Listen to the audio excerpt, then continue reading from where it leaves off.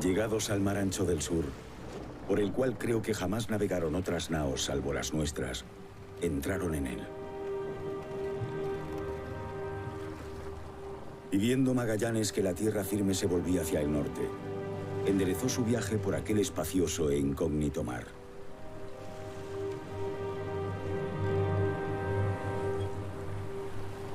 Navegaron con vientos muy buenos en los cuales jamás vieron tierra alguna, salvo agua y cielo por todas partes.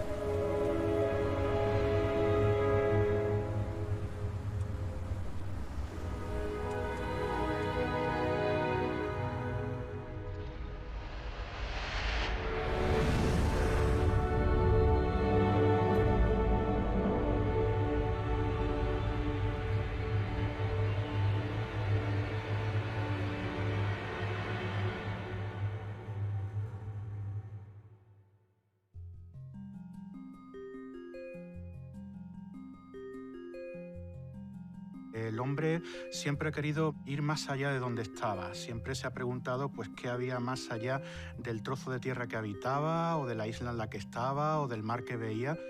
Y eso pues, nos ha llevado a avanzar como civilización porque siempre hemos querido ir más allá de los límites que conocíamos.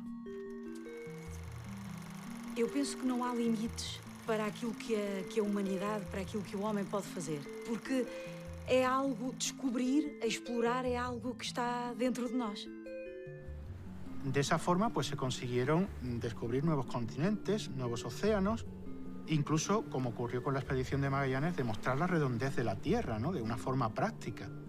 Hay que pensar que el viaje de Magallanes y Elcano ha supuesto un cambio de paradigma para la humanidad en un momento muy importante, porque tenemos que considerar que antes de que se llevara a cabo la circunnavegación, el hombre concebía al mundo de una manera completamente distinta. Era un mundo más pequeño. Los mares se consideraban como unos espacios peligrosos, poblados incluso quizá hasta con monstruos, y que se encontraban rodeados por la tierra. Eran lugares casi a evitar. Fernando de Magallanes, en toda esta historia de la circunnavegación del mundo, es el personaje que podemos decir clave en su comienzo. Es realmente un brillante militar que ha prestado servicios importantes a la corona portuguesa. Es un gran explorador, ha adquirido una experiencia en cómo llevar a cabo misiones al otro lado del mundo. Podemos considerarlo, hablando un lenguaje de hoy en día, sería un gran emprendedor. Fernão de Magalhães era a típica personagem da pequena nobreza portuguesa. Ele era oriundo do norte do país, que está do outro lado do mundo, num período de construção da presença portuguesa naquele próprio espaço que é o Índico. E, portanto, é um representante da nobreza, é um militar, é um indivíduo que é feito pelo seu tempo, que é um tempo de evolução, é um tempo de mudança. E ele vai se adaptando a essa própria mudança.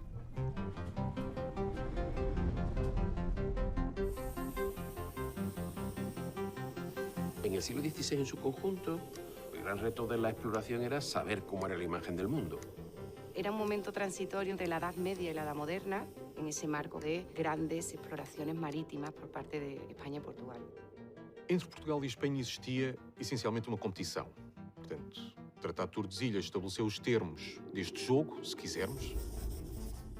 É a primeira vez, ou das primeiras vezes, em que um tratado diplomático é assinado para evitar uma guerra e não, como habitualmente, a diplomacia chegava para pôr os termos e condições entre vencedores e vencidos. Gran objetivo que buscaban tanto Portugal como Castilla, que era abrir una ruta marítima hacia la India y hacia las Islas de las Especias que estaban en la actual Indonesia. En las Molucas, aquello es un paraíso de las especias, hay clavo, la especia más rara solamente se da allí, la que tiene mayor precio en Sevilla, en Europa. Las especias, en el momento que estamos hablando de transición de la Edad Media a la Edad Moderna, eran el producto más rentable económicamente hablando. Era realmente el comercio en el cual había que estar si uno se dedicaba. Os portugueses, em 1508, já tinham chegado a Malaca, já conheciam parte das Molucas e, em 1509, o próprio Magalhães já estaba nesta parte do globo. Hasta ahora las expediciones marítimas españolas que habían salido en busca de esas islas siempre se habían encontrado con una masa continental infranqueable, que sería América. No habían logrado encontrar el paso, el famoso estrecho, que comunicara el Océano Atlántico con el Océano Pacífico. El plan de Magallanes era el mismo plan de Colón, exactamente el mismo, es decir, llegar a la India navegando hacia Occidente. Y ya llevaban 20 y tantos años sin haber encontrado ese paso y los portugueses trayendo pimienta. Así que había que darse prisa a ver si se iba por fin a encontrar una nueva ruta para que los portugueses no se hicieran con todo el mercado de las especias como lo estaban consiguiendo. Para o rei português, este era um projeto que não faria sentido. A primeira é porque já lá havíamos chegado pela Rota do Cabo. Por outro lado, não fazia sentido também, essencialmente, porque iria comprometer aquilo que havíamos acordado em Tordesilhas. Así que él se vino a España y se hizo súbdito de Carlos I. Era un momento en que Sevilla se estaba convirtiendo en una ciudad cosmopolita, en la que venían muchos extranjeros pues, buscando fortuna, una ciudad de mercaderes, de comerciantes, de marinos. Y Magallanes vino a Sevilla con el propósito de vender que esa ruta todavía era posible de encontrarse. Y además tenía un socio que era un cosmógrafo que aportaba el conocimiento científico, cartográfico al posible proyecto. Magallanes y Faleiro se ofrecieron a mostrar que las Islas Molucas estaban dentro de la demarcación castellana del Tratado de Tordesillas y que descubrirían una ruta para ir a ellas por otro camino que no fuera el de los portugueses, a través de un estrecho de mar que conocían. Carlos I era un joven de 17 años, que acababa de ser rey de España y tenía ganas de hacer grandes cosas, ¿no? Entre otras cosas, de ser emperador, que lo fue muy poco después de recibir a Magallanes. Y para ser emperador había que hacer grandes gestas y había que ser una persona importante en Europa. Y el viaje que le proponía Magallanes pues, le pareció muy bien. Fernão Magalhães esteve nas expedições da Índia. Foi com Francisco de Almeida, com Afonso Albuquerque, estudou, digamos, toda a cartografia, teve conhecimento, teoricamente vai passar toda esta informação ao serviço do adversário. A coroa portuguesa tentou fazer abortar a expedição. Sevilha e Lisboa eram efetivamente os centros de controle destes dois projetos de expansão marítima entre Espanha e Portugal. Obviamente que toda e qualquer informação que uns obtinham e outros era guardada com algum zelo. Cosa muy difícil también, porque es muy difícil mantener ese secreto en un mundo, bueno, pues, lleno de espías. Sempre que nós vamos à procura de algo de novo, nós temos naturalmente rivalidades. E aqui, nesta época, as rivalidades estão centradas no conhecimento do Atlântico. Realmente puede parecer hasta sorprendente las similitudes que puede haber entre aquel mundo y la carrera armamentística y espacial entre la antigua URSS y Estados Unidos, una carrera vinculada a intereses militares, una carrera vinculada al prestigio político-militar, pero también una carrera vinculada a grandes intereses económicos. when the Russians pushed a man across the threshold. He was Yuri Gagarin, the astronaut the Russians lionized as the first to orbit the Earth. It was the propaganda coup of the year. Cuando llegamos al siglo XX, el mundo ya se conoce, está totalmente cartografiado, ya se sabe dónde están las masas de tierra, las masas de agua, y la nueva frontera es el espacio. El primer hito tuvo lugar en el año 57, cuando la Unión Soviética tuvo éxito a la hora de lanzar el Sputnik 1, que fue el primer satélite artificial que se colocó en el espacio y estuvo orbitando la Tierra. Entonces, eso supuso un primer mazazo para Estados Unidos. A partir de ahí hubo otra serie de hitos. El primer viaje tripulado por un humano lo consiguió la Unión Soviética, el astronauta Yuri Gagarin, lo cual pues, supuso otra humillación desde el punto de vista de los Estados Unidos. De hecho, fue el presidente Kennedy el que marcó un plazo de menos de una década para llegar a la Luna. Y eso implicó pues, hacer las cosas de una forma muy acelerada, muy rápidamente, antes de que se adelantase la otra superpotencia. Era uma missão de risco. Como era também há 500 anos atrás esta aventura, esta expedição de Magalhães. Há riscos associados, há acontecimentos inesperados. La carrera espacial en general fue uno de los escenarios de la Guerra Fría que existía entre esas dos superpotencias, entre Estados Unidos y la antigua Unión Soviética. En el caso de Magallanes y Elcano, pues efectivamente había dos superpotencias que se habían dividido el mundo, y una de ellas, que era España, pretendía también llevar a cabo una competición con esa otra superpotencia marítima como era Portugal. We set sail on this new sea because there is new knowledge to be gained and new rights to be won, and they must be won and used for the progress of all people. If this capsule history of our progress teaches us anything, it is that man in his quest for knowledge and progress is determined and cannot be deterred. Nunca vi ni oí que ninguna persona de esta ciudad quisiera inscribirse en la Armada. Decían que era poco el sueldo que se les daba. Al no poder equipar las naos con gente de Sevilla, Magallanes nos ordenó a los maestres que contratásemos a gente de otras naciones, aunque fuesen extranjeros, siempre que fuesen personas válidas para sus puestos. O facto de irem fazer uma viagem nunca antes realizada, o receio e o medo de não voltar é enorme. Portanto, isso será um dissuasor mais que suficiente para muitos não aceitarem fazer esta viagem. Não era fácil conseguir gente para seguir numa viagem tão arriscada. Magallanes conseguirá que se contrate a muchos adeptos, familiares, conocidos suyos, pero por la parte castellana ocurrirá lo mismo. Los altos oficiales de la corona pues impondrán a determinados oficiales, como puede ser Juan de Cartagena, para garantir que o seu regimento, o seu conjunto de ordens fosse cumprido. Iba a ser Magallanes la única figura dominante, pues se le debía de poner al lado a alguien que lo controlase de alguna manera. Lo nombró conjunta persona al capitán general. La existencia de dos cabezas que se tenían que poner de acuerdo para tomar las decisiones importantes. Pero a pesar de todo, Magallanes tenía un poquito más de autoridad, porque era el único que tenía el cargo de capitán general. Y ahí se creó un conflicto. E, como sabemos, a relação entre Fernão de Magalhães e Cartagena não foi fácil.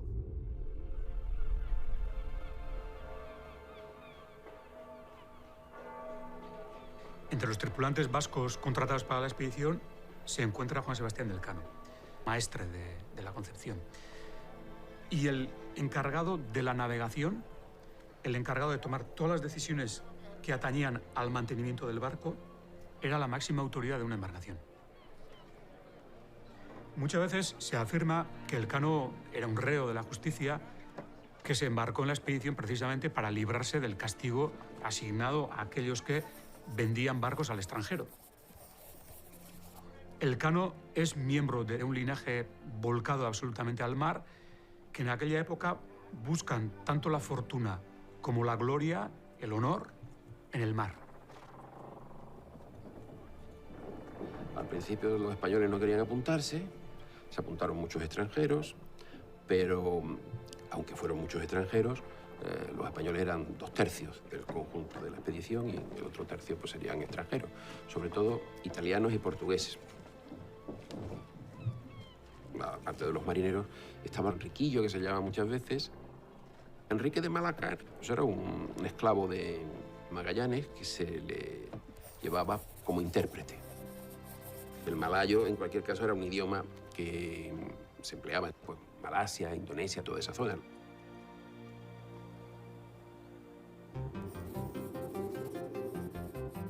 Yo os mandaré armar 5 navíos, abastecidos de gente, mantenimientos y artillería por 2 años, y que vayan en ellos 234 personas, entre maestres, marineros, grumetes y toda la gente necesaria.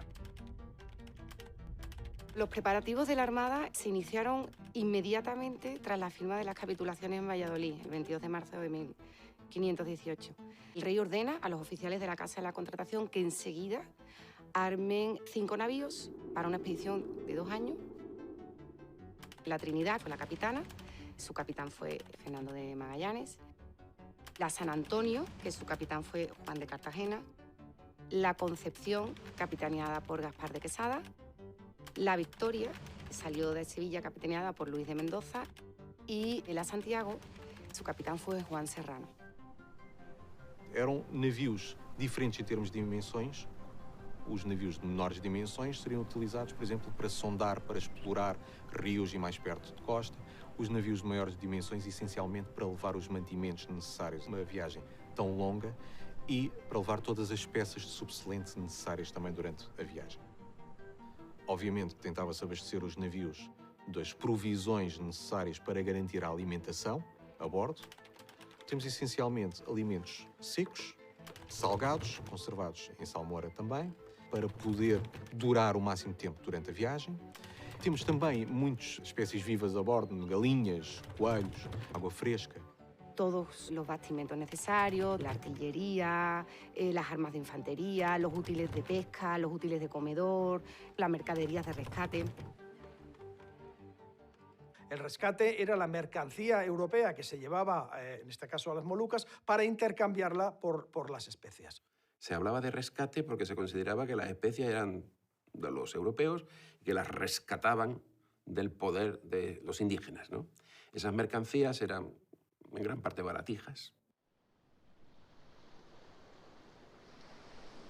Hoy en día nos quedaríamos sorprendidos conociendo lo que fueron capaces de hacer tanto las naves que dieron la vuelta al mundo como las naves que llegaron a la Luna en unas condiciones tecnológicas que quizá hoy no nos plantearíamos hacerlo de esa manera.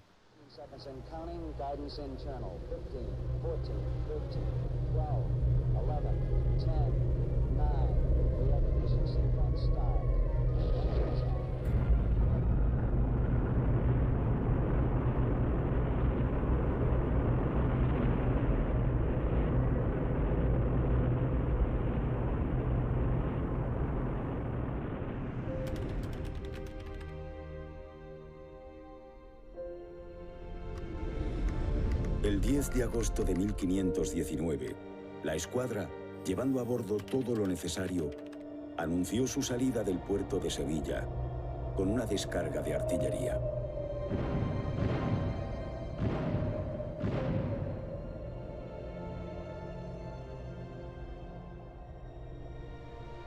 El 20 de septiembre partimos de Sanlúcar, navegando hacia el suroeste.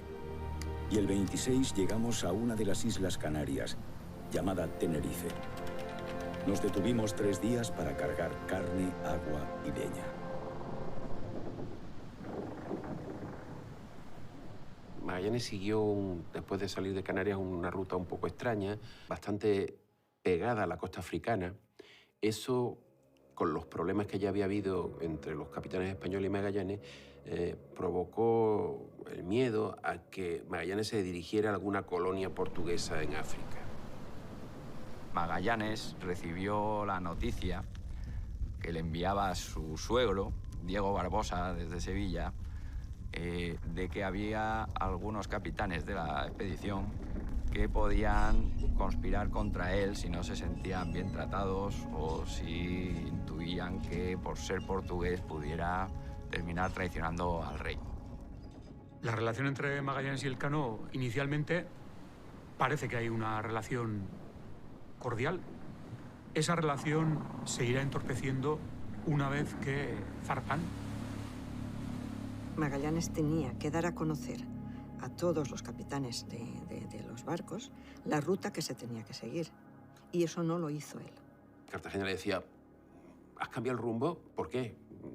¿A dónde vamos? Mas Fernando Magalhães sabia como evitar os ventos das calmarias e sabia onde procurar os ventos que necessitava para atingir a costa brasileira. Portanto, há nitidamente aqui uma intenção por parte de Juan de Cartagena de tentar mostrar algum ascendente sobre Fernando Magalhães, dizendo-lhe que aquela não era a rota a seguir, e por outro lado, Fernando Magalhães ter a necessidade de manter a sua autoridade e manter as suas ordens. Pelas ordens do rei, os capitães dos navios eram obrigados a cumprimentar ao final do dia a nau capitânia. Un día de calma, la nao de Cartagena saludó con un marinero a Magallanes. No agradó a Magallanes que lo hiciera un marinero y mandó decir a Juan de Cartagena que le saludase él mismo, llamándole capitán general. Cartagena le respondió que le había enviado al mejor marinero de su nao para saludarlo y que quizás otro día le saludaría con un paje. Y así, en 3 días, no le volvió a saludar. Es verdad que Cartagena quería mandar tanto como Magallanes, pero Magallanes no le dejaba mandar nada a Cartagena. Y Magallanes no daba cuenta, por ejemplo, cuando se hacían algunas detenciones a bordo. Parece ser que eso fue lo que acabó colmando el vaso. Cercanos ya a llegar a Brasil, a uno de los maestres de uno de los barcos se le descubrió practicando lo que se llamaba el pecado nefando, es decir, que era homosexual con un grumete, ¿no? Y Cartagena, cuando se apresó a este hombre, sin su consentimiento, sin dar su aquiescencia, digo, ¿por qué se ha apresado a este hombre? Me tenías que haber consultado. Pues ahí ya definitivamente fue la ruptura. Juan de Cartagena pidió a los demás capitanes que le apoyaran, de momento no le apoyaron, y Magallanes mandó poner en el cepo, es decir, apresarle los pies con unas maderas a Juan de Cartagena.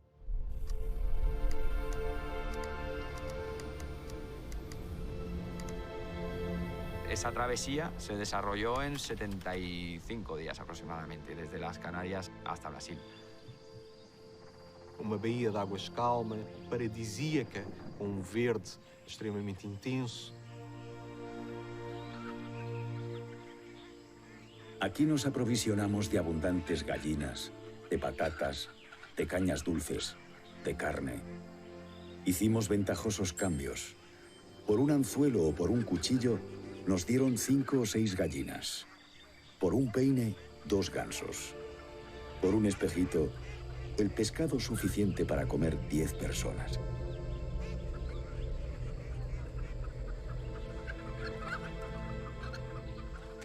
Estuvieron muy a gusto en el Brasil, pero siguieron navegando hacia el sur.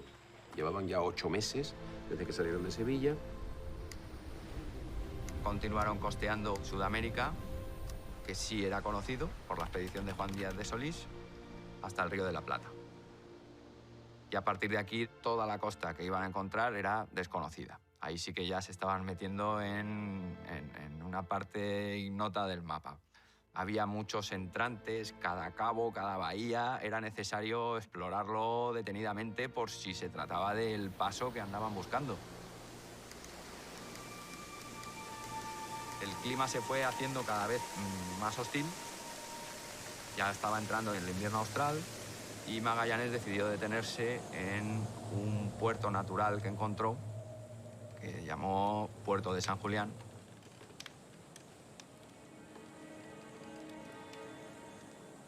Viendo que la navegación se dilataba, Magallanes ordenó distribuir moderadamente los alimentos para que durasen más tiempo. Hacía mucho frío y no había esperanza en hallar fin a aquella tierra firme, ni el pasaje para el otro mar que buscaban.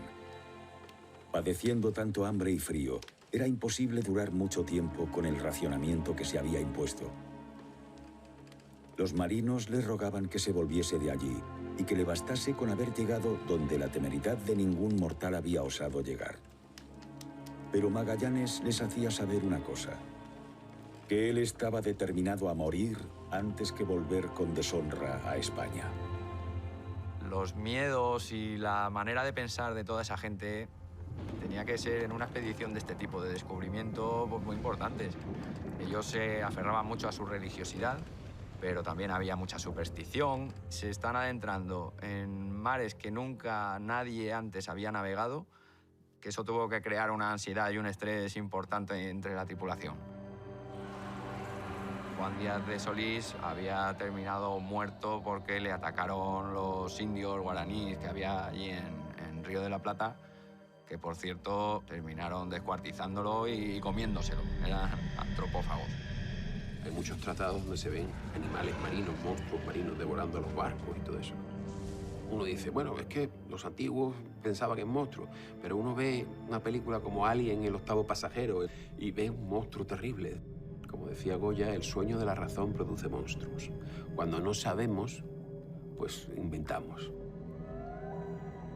Receio pelo desconhecido que nos faz imaginar monstros e histórias e coisas que não existem. Mas também, por um lado, deixa-nos curiosos.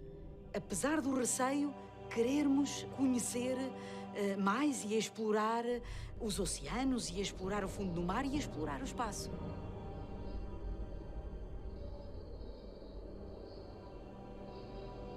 En el siglo XVI había una frase que se decía que navegar era la locura de poner la vida a 2 dedos o a 3 dedos de la muerte, que era el grosor de la tabla de un navío. A bordo se vivía muy mal, faltaba el agua, la suciedad era espantosa. Decían que los barcos de esa época se olían antes de verse, ¿no?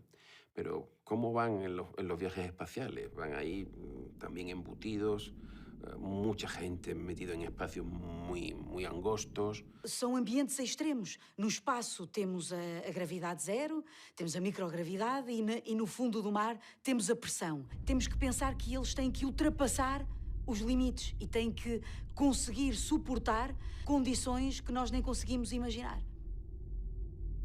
Tanto astronautas como marinos sufren las mismas condiciones de estrés que no son las habituales para un ser humano.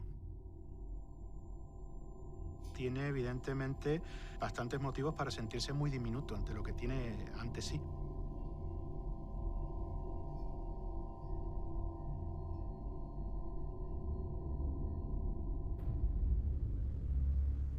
Estar en un barco en medio del mar es estar como dentro de un cascarón.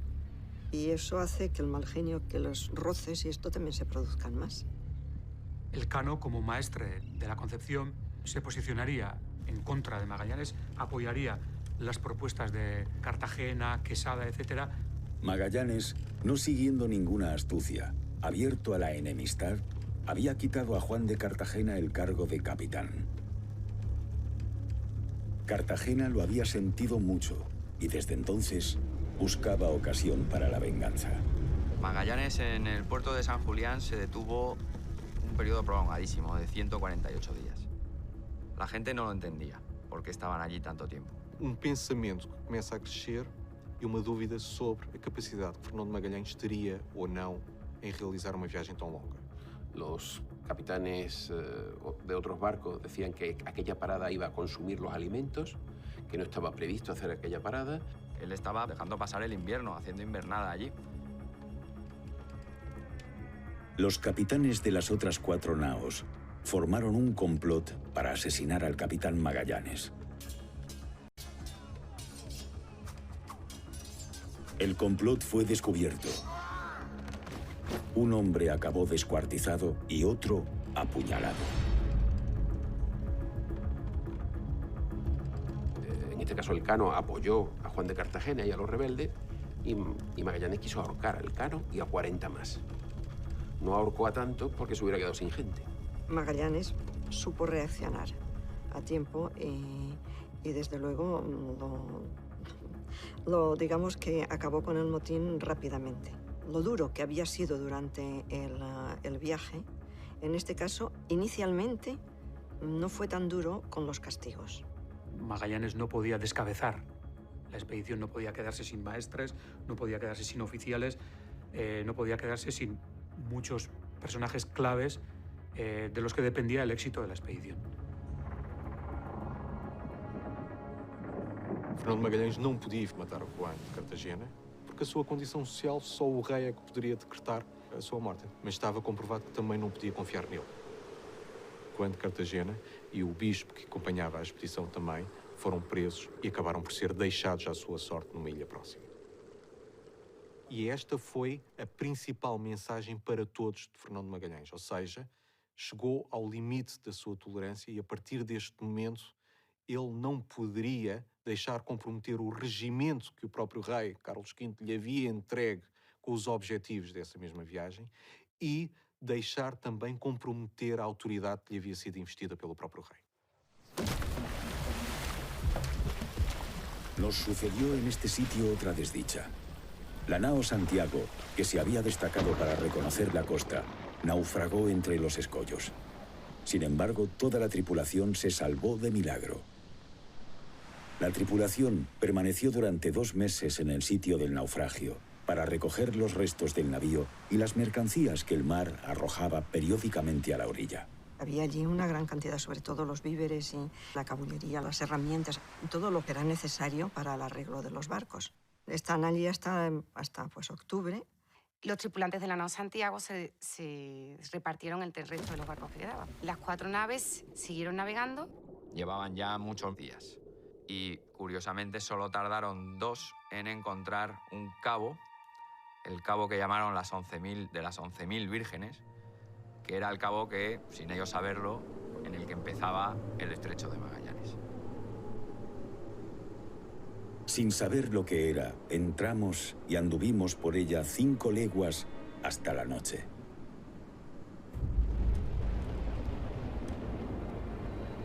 La tripulación creía firmemente que el estrecho no tenía salida al oeste.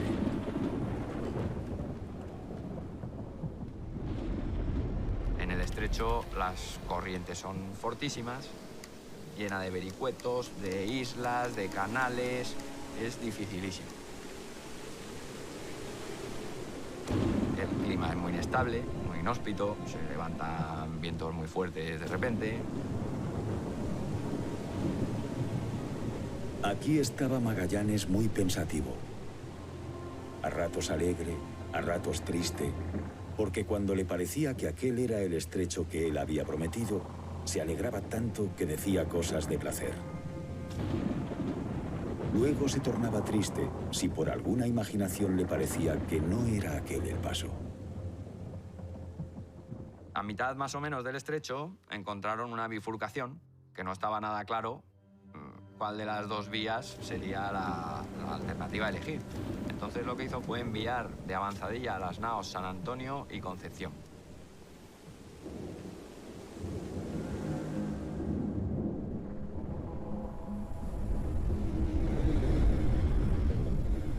El piloto de la nao San Antonio aprovechó la oscuridad de la noche para volverse.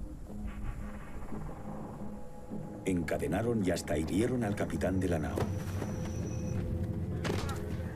Y así tomaron rumbo a España. Entonces, el capitán general Magallanes ordenó buscarla por todas partes.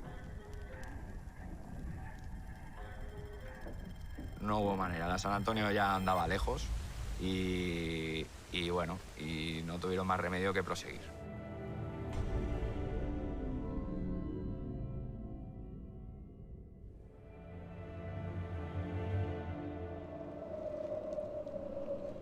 Los marineros de la barca de reconocimiento volvieron al 3er día y nos comunicaron que habían visto el cabo donde terminaba el estrecho y se veía un gran mar, el océano. Todos lloramos de alegría y enseguida lo llamamos Océano Pacífico. O Oceano Pacífico era algo que era desconhecido. Por essa razão, Magalhães queria encontrar uma nova rota. A própria expedição, que era uma expedição com um fator económico muito forte, se transformou quase numa expedição científica, onde ele descobriu tantas coisas novas. Foi de facto uma aventura no fim.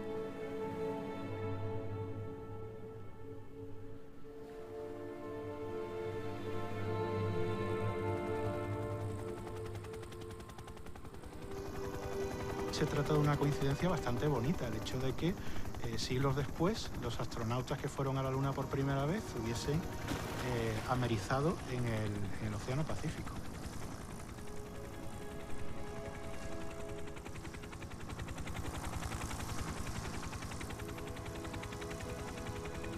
Lo que sucedió 4 días antes fue que por primera vez el ser humano consiguió pisar otro mundo, consiguió pisar la Luna. Fue todo un hito histórico. Es algo que además permitió a Estados Unidos pues, ganar esa carrera espacial contra la Unión Soviética.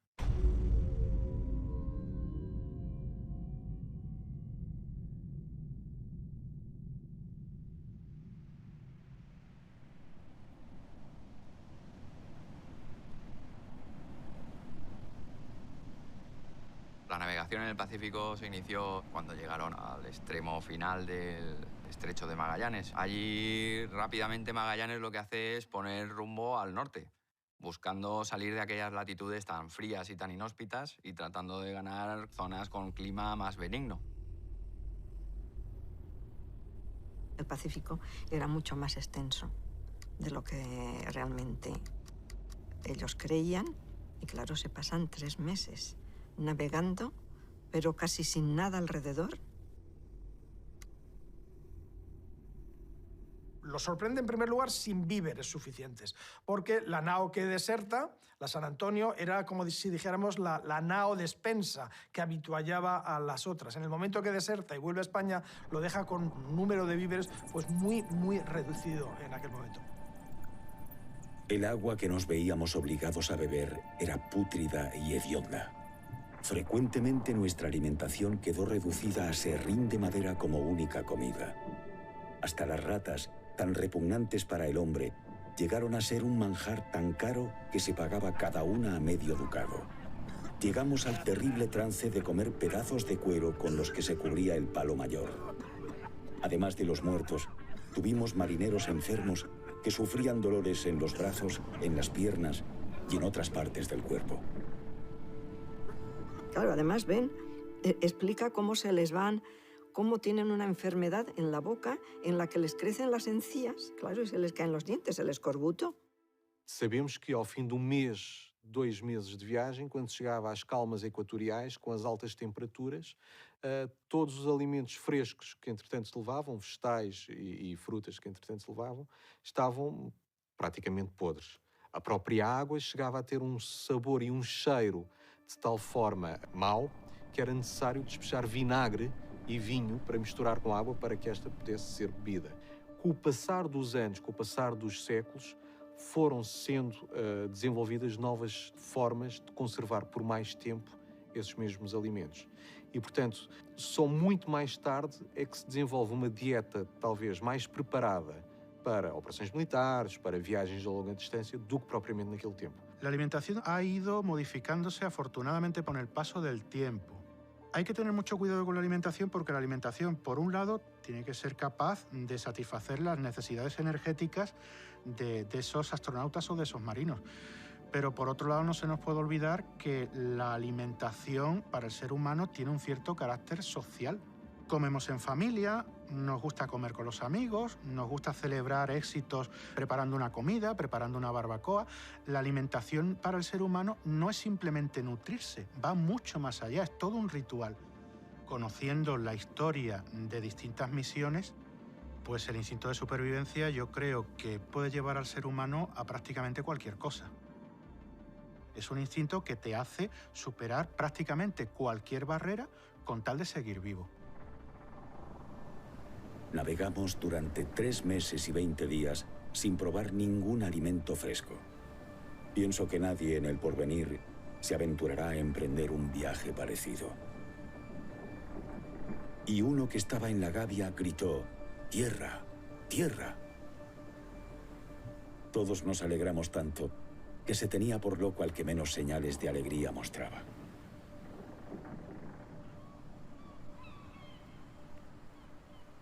Após uma longa travessia do Pacífico, chegam finalmente à ilha de Guam. E que chamaram Ilha dos Ladrões.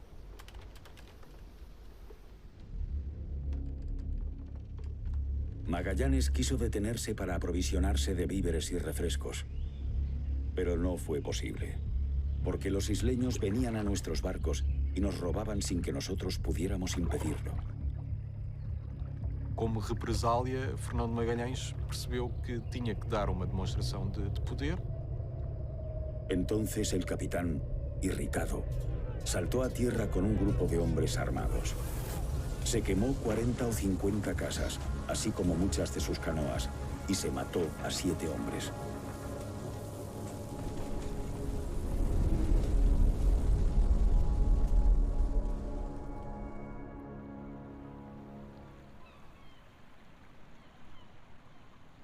Viendo que la situación ya se había envenenado, decidieron continuar, aunque allí sí pudieron refrescarse, es decir, coger alimentos frescos, que es como se decía entonces.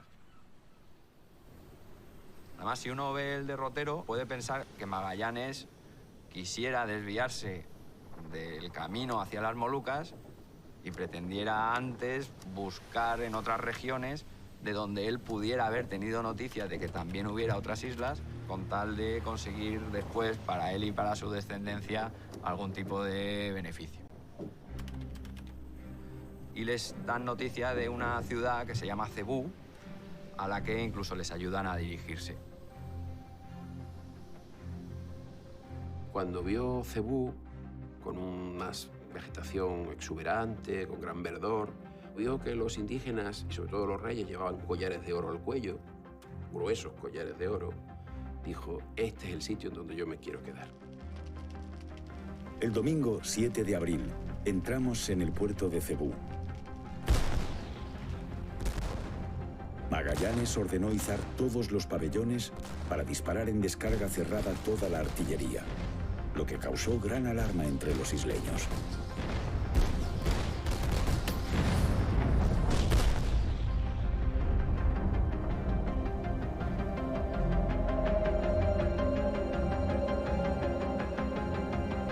Magallanes envió a uno de sus ayudantes con Enrique el intérprete como embajador al rey de Cebú.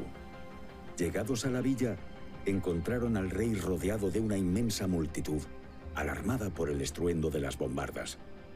El intérprete comenzó por calmar al rey, diciéndole que era una costumbre nuestra, y que este estrépito no era más que un saludo en señal de paz y amistad para honrar al mismo tiempo al rey y a la isla. Con ello, se tranquilizou a todo o mundo.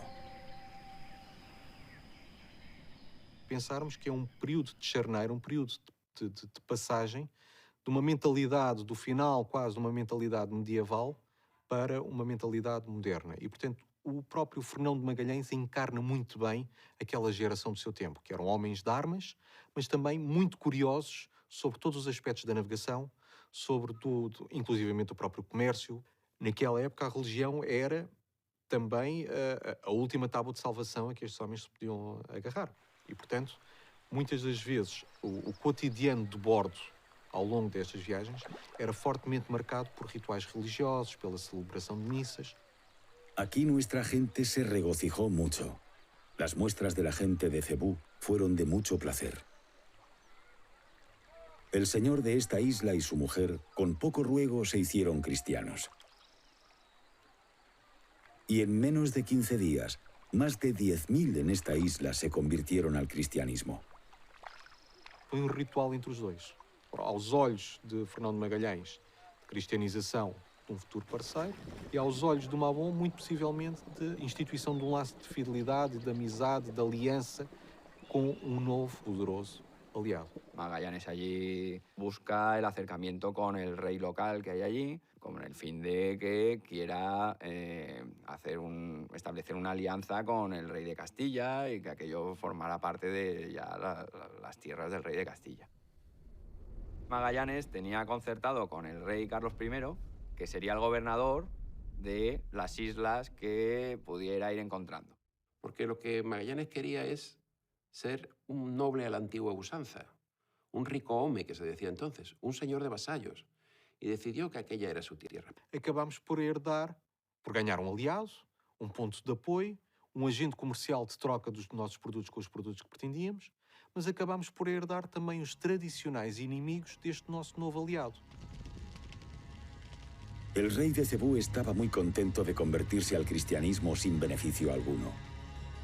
Pero le agradaba el poder hacerse respetar por ciertos jefes de islas que rehusaban obedecerle. Entonces, el capitán ordenó que los trajeran. Les dijo que si no obedecían al rey de Cebú, los haría matar a todos y confiscaría sus bienes. Con esta amenaza, todos los jefes prometieron reconocer su autoridad. Pero tienen un problema con un rey de una isla cercana que hay frente a Cebú, que no resulta hostil a las intenciones de Magallanes.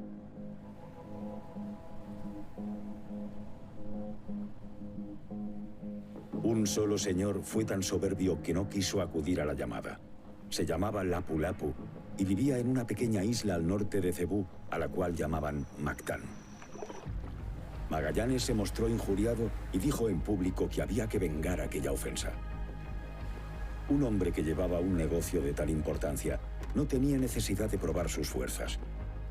El negocio de su armada era más importante. Magallanes preparó 40 hombres en bateles camino a Mactán, avisado por el rey de Cebú de que no pelease. El señor de Cebú fue con 2000 hombres armados solo para ver la pelea. El capitán general les había ordenado que permanecieran como espectadores, viéndonos cómo combatíamos.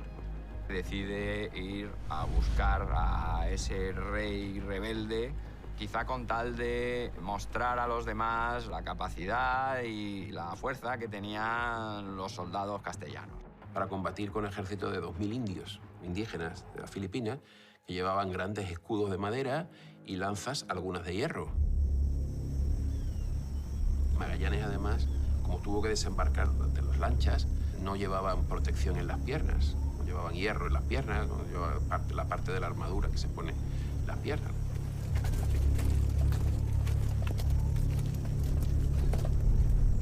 Los isleños eran 1500. Apenas nos vieron, se lanzaron contra nosotros con un ruido horrible. 2 batallones nos atacaron de flanco y el tercero de frente.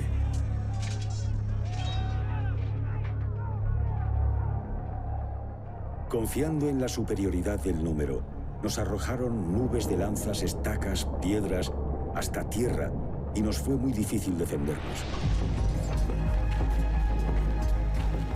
Comprendiendo los indios que sus golpes a la cabeza o al cuerpo no nos dañaban por la protección de la armadura, pero que las piernas estaban indefensas, a ellas nos tiraron flechas, lanzas y piedras.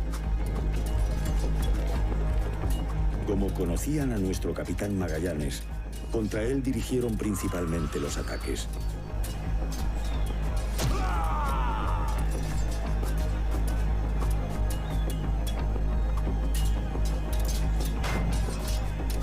Y por 2 veces le derribaron el casco. Sin embargo, Magallanes se mantuvo firme.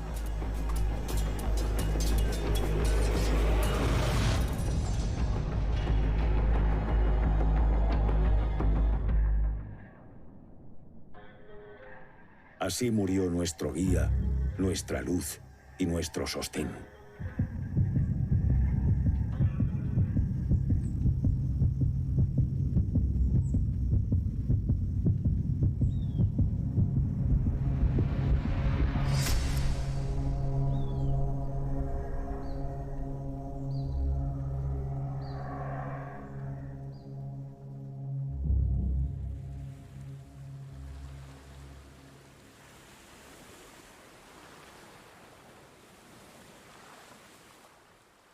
Murió de lo que tantas veces había pecado, ¿no? De cabezonería y de no querer atender a los demás, porque los demás le decían, pero no vayas, ¿qué esperas obtener de esto? Si solo tenemos que perder, no que ganar. Muitas das vezes é questionado porque é que Fernão de Magalhães decidiu ir ele próprio naquela ação militar. Porquê que ele não se resguardou? É esta mentalidade ainda de cavaleiro, de homem de armas, de militar, de homem de ação, se quisermos, que Magalhães tem y que va a poner en práctica, con los resultados que sabemos.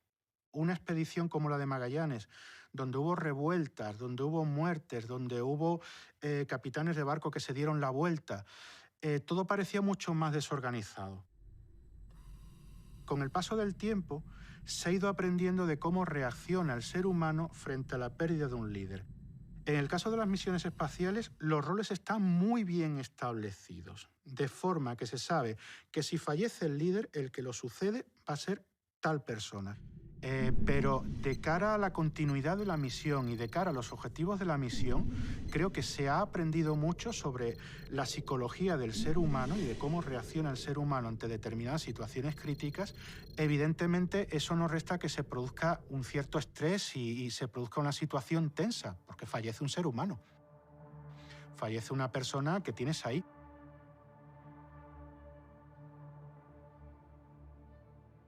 La muerte de un líder carismático, como era Magallanes, supone un gran trastorno a toda la expedición. Tenemos que pensar que es un líder que ha mantenido su liderazgo de una manera firme, de una manera sólida. Pero no solamente el liderazgo para conseguir llegar a un sitio, sino que su objetivo, su motivación no ha decaído en ningún momento ante las circunstancias más desfavorables. Y eso es lo que incluso a sus máximos detractores les ha permitido llegar hasta donde han llegado. En el momento que ese líder fuerte desaparece, pues de una manera muy inesperada para todos ellos, se produce el caos que se produjo en aquel momento de no saber bien cómo continuar. Tras la muerte de Magallanes, todavía el grupo de poder vinculado a Magallanes sigue dirigiendo la expedición. Son convidados por el rey de Cebú a un banquete. El rey de Mactán presionó él y otros muchos reyezuelos locales al de Cebú. Como no te deshagas ahora de los españoles, nosotros nos desharemos de ti.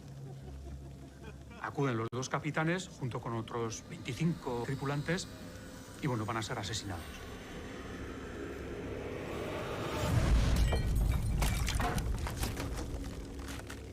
El Cano no fue porque estaba enfermo, Pigafetta estaba herido en la anterior batalla y tampoco fue, pero otros muchos que fueron acabaron casi todos muertos, ¿no? Mueren 40 personas más y ahí sí que entramos en una dinámica de terror. Se quedan sin su capitán. Han muerto la mayoría de los hombres principales de la expedición. Miedo físico a morirte por un flechazo, o por encallar durante la noche, o porque te traicionaran directamente. Quando se dá este episódio do banquete em Cebú, dos indivíduos que desaparece imediatamente é o Henrique o escravo. Dicen que este esclavo, Enrique, fue maltratado por los españoles y que él bajó a tierra y urdió la traición de Cebú.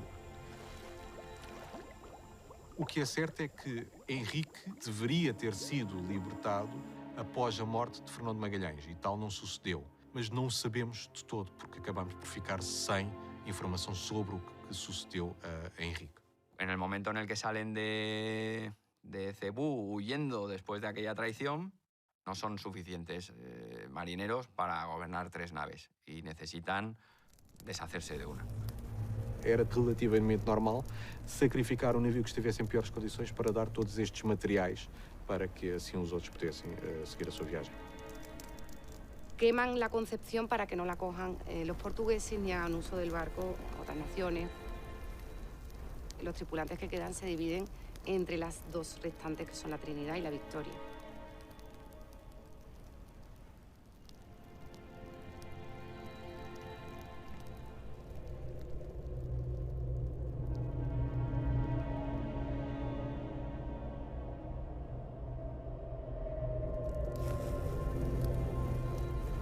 La expedición allí entra en una dinámica de desconcierto absoluto. Solo saben que se tienen que dirigir a unas islas que saben que están en el Ecuador y ya está. No saben exactamente ni siquiera dónde están, dónde se encuentran. Entramos en una fase en la que la expedición lo que prima es el espíritu de supervivencia, puro y duro. Se produce el baile de líderes dentro de la expedición. La Capitanía General lo asumirá Gonzalo Gómez de Espinosa y ya indiscutiblemente el Cano aparece ya como capitán de la Victoria. Los tripulantes hicimos capitán de la otra nao a Juan Sebastián Elcano, que desde el motín de San Julián hasta que murió Magallanes había sufrido mucho. Lo que deciden es poner rumbo a las Molucas como sea.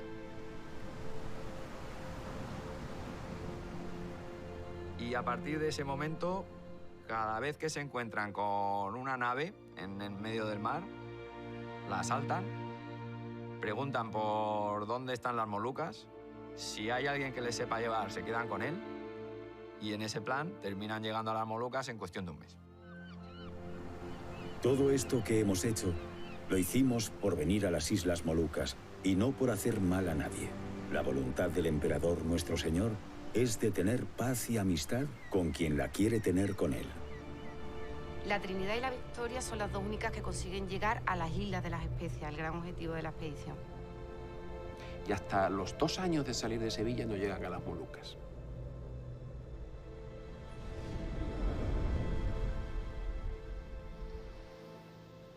Llegan 2 naos con 2 capitanes conocedores y comprometidos con la misión de tomar posesión en nombre del rey de España, y lo llevan a cabo no por imposición, sino por acuerdo con los reyes locales, que consiguen la mercancía de las especias, que sobre todo favorecía a los comerciantes castellanos, y lo hacen por trueque y no lo hacen por ningún robo o expolio. Y cargan las 2 naos con especias. Cargan para el rey y para los tripulantes. Los tripulantes tenían una parte en esa carga de especias. Fuimos muy bien recibidos. Hicimos todo lo posible para contratar con ellos. Y así estuvimos muchos días hasta que cargamos y cargamos y cargamos. Tenían la orden de que en cuanto llegaran a las Islas de las Molucas, cargaran las bodegas y regresaran inmediatamente a España. El sábado 21 de diciembre de 1521, todo estaba dispuesto para salir. Los reyes de las Molucas vinieron para acompañarnos. La nao Victoria desplegó las velas primero y ganó distancia, donde esperó a la Trinidad. Pero esta levó anclas con dificultad. Los marineros descubrieron que sufría una vía de agua. Se oía el agua entrar cada vez con más fuerza, como un caño, sin que pudiéramos encontrar la vía por la que entraba. La Trinidad se desfonda, se abren sus maderas, y entonces deciden que se quede la Trinidad allí y que la Victoria regrese a España para dar noticia al rey de que habían llegado a las Islas de las Especias y muestre las especias lo más inmediato posible. Decidieron volver por el Índico y por el sur de África, que era el camino de los portugueses, donde si los cogían, estaban perdidos. Era impossível a nau chegar aqui sem cruzar o Atlântico, sem passar por África e pela zona de influencia portuguesa. Habían llegado noticias que Portugal estaba mandando una armada para intentar capturar a estos castellanos que estaban invadiendo su zona de exclusividad. Una travesía absolutamente heroica, porque fundamentalmente se trataba de volver a España desde el otro lado del mundo sin tocar tierra. Algunos de los episodios más dramáticos de toda la expedición son en este regreso de la nao Victoria, ¿no? Hoy en día los marinos hablan de los 40 rugientes. Es decir, la latitud 40 grados sur, en el Índico, se producen unos vientos y unas corrientes tremendas y son realmente difíciles incluso para veleros de competición de nuestros días. El barco estaba agujereado completamente y estaban todo el tiempo dándole a la bomba de achique. Significa un esfuerzo sobrehumano para gente que estaba mal alimentada y que eran muy pocos.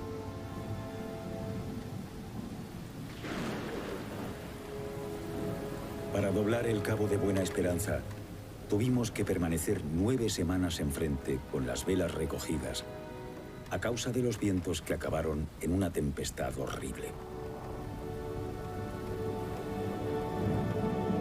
Aquel cabo era el más grande y peligroso conocido de la Tierra. Algunos de nosotros, sobre todo los enfermos, hubiésemos querido tomar tierra en Mozambique, donde hay un establecimiento portugués. El barco tenía entradas de agua, el frío molestaba mucho y no teníamos más alimento que arroz y agua porque toda la carne estaba podrida.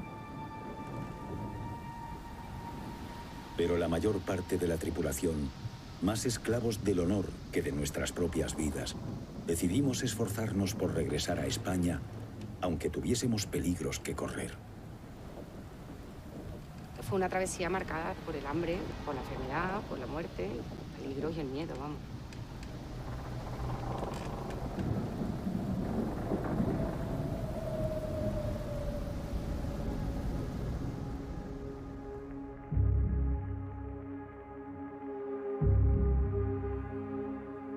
Si la travesía del Pacífico duró 3 meses y pico, casi 4, la travesía del Índico hasta llegar a Cabo Verde, es decir, que ya estaba en el Atlántico, duró casi 5 meses, alrededor de 5 meses, sin tocar tierra.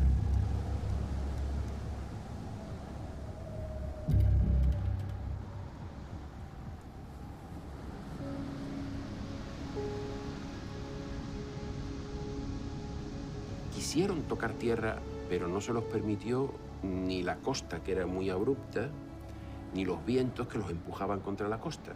Entonces, cuando un barco tiene la costa cerca y el viento lo empuja hacia la costa, está casi perdido. Es lo más peligroso. El miércoles 9 de julio descubrimos las islas de Cabo Verde. Navegamos durante meses enteros sin descanso y en este intervalo perdimos a 21 hombres.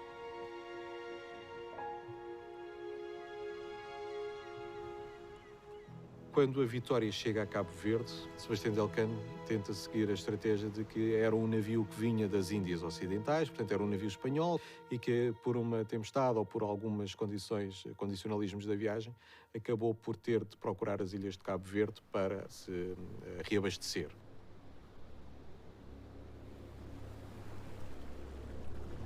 Lanzaron una barca al agua con 13 personas.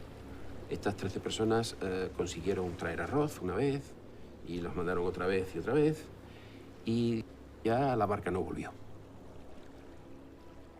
Portugueses sabíamos que Fernão de Magalhães havia saído para realizar uma viagem, portanto era provável que algum dos seus navios viesse de mandar águas portuguesas.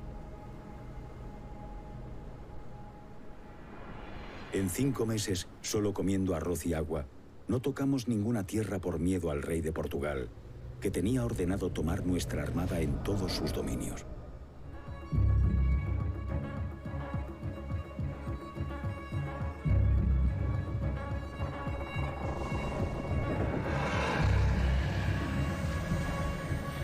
Armaron 4 naos para capturarnos, mas antes decidimos morir que caer en manos de los portugueses.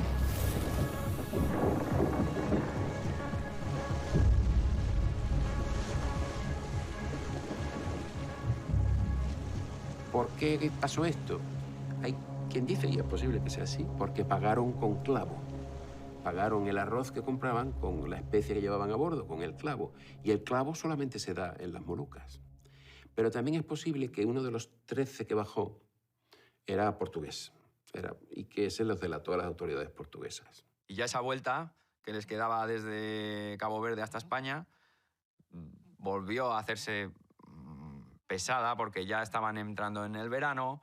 El Cano que hubiera querido poder dirigirse a las Canarias, pero es que el viento ahí es contrario, siempre. Entonces, la manera de evitar esa ruta en la que no vas a poder navegar es dar un rodeo hasta las Azores y aprovecharte del anticiclón de las Azores, que ya empieza a generar unas corrientes en dirección a España, para dirigirte aquí. Era una cuestión de honor completar el viaje. Ellos podían haber dicho, pues paramos en Galicia ya donde sea. No, ellos querían volver al punto de partida y decir que habían dado la vuelta al mundo. El regreso que hace Juan Sebastián del Cano en una navegación de 6 meses a través de las aguas desconocidas del Índico Sur hasta vuelta a Sanlúcar es la mayor gesta náutica de toda aquella expedición, nunca hecha en el pasado. Nunca el hombre había navegado esas distancias tan grandes a través de 3 océanos diferentes. Luego, es la gran gesta.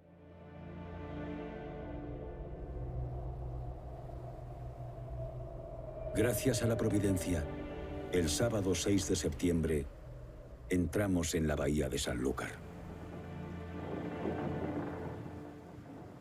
De 60 hombres que componían la tripulación cuando habíamos salido de las Islas Molucas, no quedábamos más que 18, la mayor parte enfermos. Y así, con grandísimo trabajo, estando flacos como jamás hombres estuvieron, con la ayuda de Dios y Santa María, pasando los 3 años, dimos fondo en Sanlúcar. Llegan a Sanlúcar en una situación límite, sobre todo desde el punto de vista nutricional. al borde de la inanición y al borde de avitaminosis.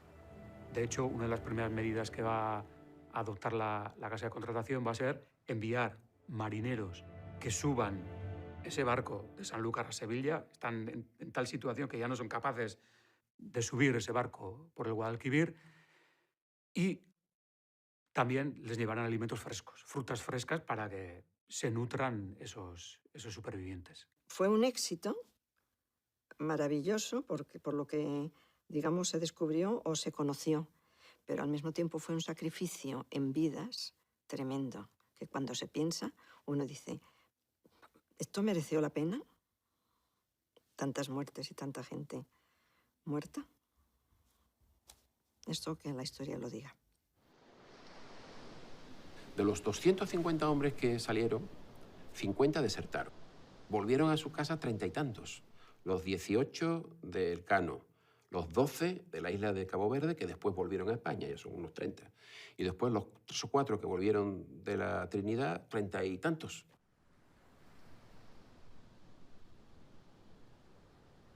La San Antonio regresó a Sevilla y aquí se le hizo un proceso a los tripulantes, se les tomó declaración para ver qué había pasado, porque realmente un barco no podía desertar.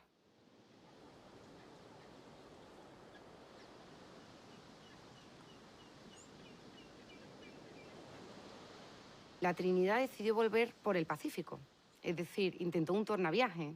Lo que les pasó a los de la Trinidad fue al final un desastre. Estuvieron 9 meses en el mar para terminar volviendo a las Molucas porque no fueron capaces de atravesar el Pacífico, y ya estaban allí los portugueses esperándoles y les hicieron presos. El destino de las 5 naos durante la travesía de la Vuelta al Mundo fue distinto y, como sabemos, regresa a España dando la Vuelta al Mundo solo una, ¿no?, que es la Nao Victoria. El 6 de septiembre de 1522 llegaron por fin a Sanlúcar de Barrameda, y ahí el Cano escribió al rey para dar noticia de su llegada, y es una carta muy bonita y muy breve en la que detalla con mucha brevedad todos los logros conseguidos, pero lo verdaderamente importante que hemos conseguido es que hemos dado por primera vez la vuelta al mundo. Le concedieron un escudo del cual no tenemos reproducción, pero sí se conoce el lema, que en latín es primus circumdedisti me. Fuiste el primero que la vuelta me diste, o sea que me circunvalaste. Talvez o maior contributo da viagem tenha sido, pela primeira vez na história mundial, uma percepção verdadeiramente global do mundo. Asia, América, Europa quedaban comunicados por el mar, por la vía marítima, durante 3 siglos, y todo eso se inicia con la primera vuelta al mundo. Pues ese viaje cambió la cartografía y las rutas de una forma muy drástica. Los viajes de Colón habían conseguido cartografiar la zona atlántica de América, pero no habían bajado de Brasil. Consiguió cartografiar también la zona del Pacífico. Consiguió descubrir nuevas tierras en aquella zona, de forma que la concepción que había del mundo la amplió enormemente.